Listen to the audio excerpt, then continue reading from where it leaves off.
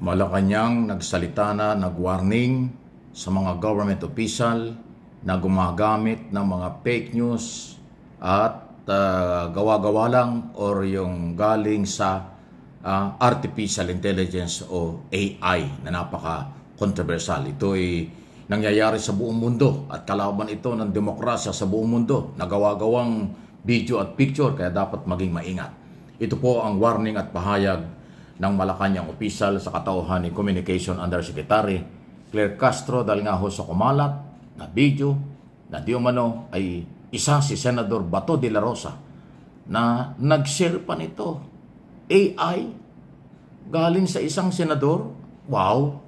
Rated and fake.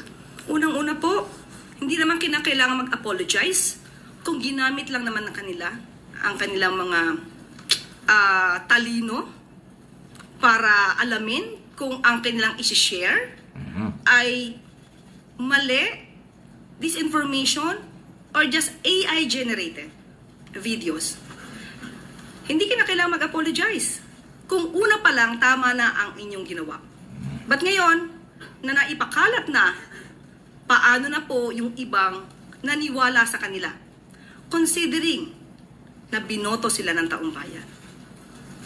So ngayon, na ginawa po nila, at wala tayong magagawa doon, dapat lamang po nilang i-acknowledge na ang ipinasa nila na video ay hindi totoo at hindi tunay.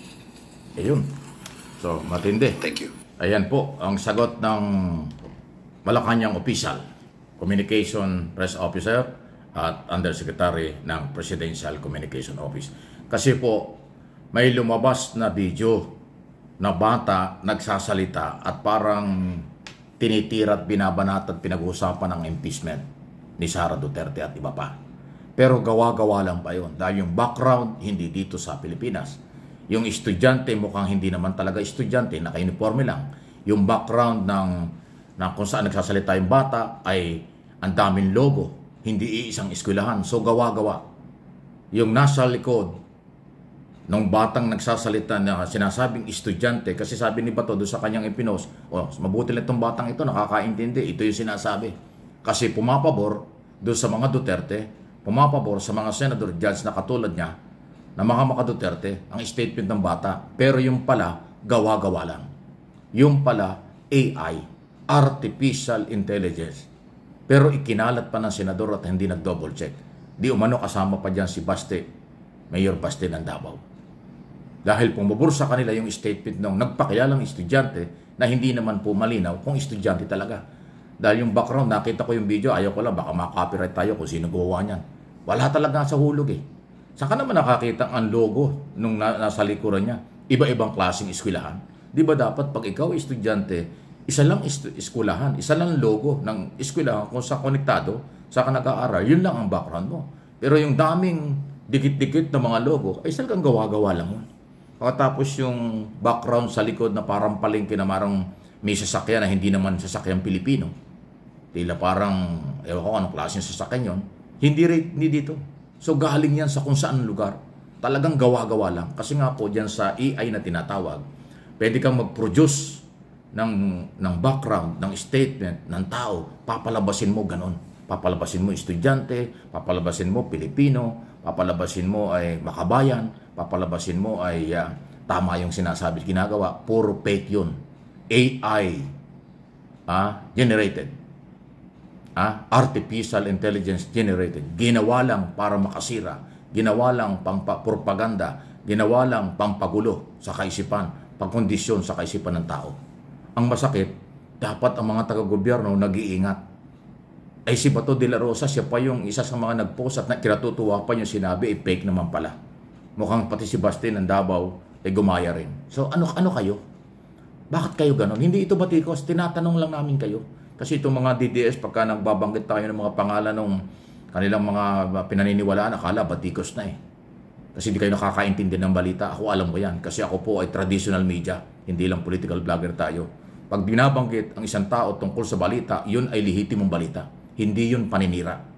Ang nagsasabing paninira pag binanggit ang kailang mga pangalan, kayo lang yon kasi mababaw ang inyong kaalaman at paniniwala.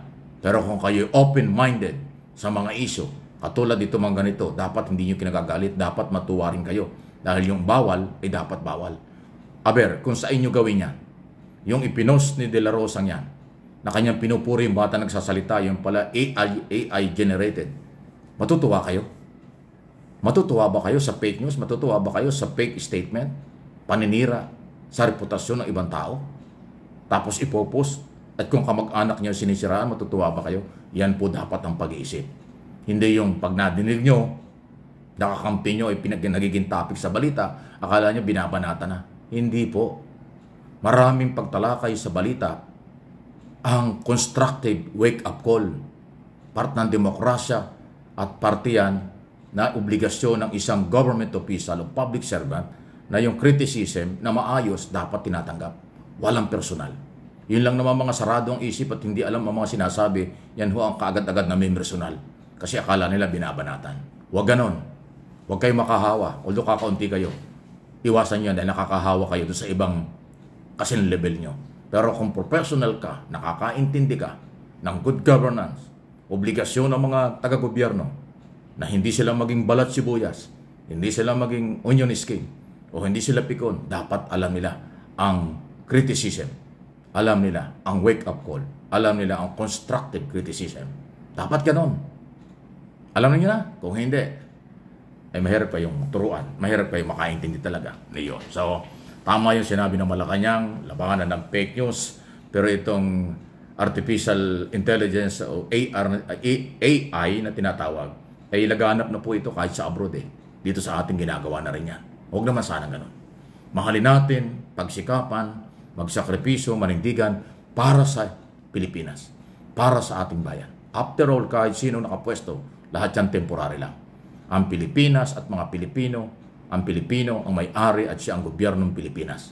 Kaya huwag kayong maniwala, huwag kayong paggamit sa mga artificial intelligence generated, ginagawa-gawa lang para sumira ng gobyerno at reputasyon ng ibang tao. Huwag naman ganon. Mahalin, pagmalasakitan ang ating bayan. Yun ay ating obligasyon at atin hong dapat ginagawa. Okay? Huwag yung puro pansarili lang. Huwag yung puro kampihan ng kampihan at interest lang ninyo. Hindi naman kayo papakainin ng inyong mga pinagtatanggol. Hindi naman kayo bubuhayin. Hindi naman kayo bibigyan ng pambili ng gamot pag nagkayo ng problema. Pag nagutom kayo, wala kayong bahay, wala kayong medicine, wala kayong kung ano man dyan, gobyerno pa rin ang tutulong sa inyo. Kaya nga laging mayroong ayuda. Pero pagka kayo lumalakas na at gumagaling na kayo sa inyong mga pagsubok, pag nakakapagsalita na kayo, babanatan na naman ninyo ang gobyerno sa kung ano-anong dahilan. Dahil nagpapagamit kayo sa kung sino-sino. Pero pag nangailangan na, ayuda ang kailangan, gobyerno mabibigay. Wala namang ibibigay na tuloy-tuloy na ayuda ang mga politikong inyong kinakampihan. Hindi nga kayo kilala ng mga yan eh. Ginagamit lang kayo, nagpapagamit kayo, pero pag may problema kayo, iniiwan naman kayo sa ere. Ang gobyerno ang inyong sisihin at gobyerno ang inyong lalapitan pag may problema na kayo. Pero gobyerno naman ang inyong sinisira. Ang bayang ito ang inyong sinisira. Ano naman yun? Huwag ganon. Huwag kuya, huwag ate. Magmalasakit naman kahit paminsan-minsan. Please like, share, and subscribe. Follow kung hindi pa. Mike Abio Opinions.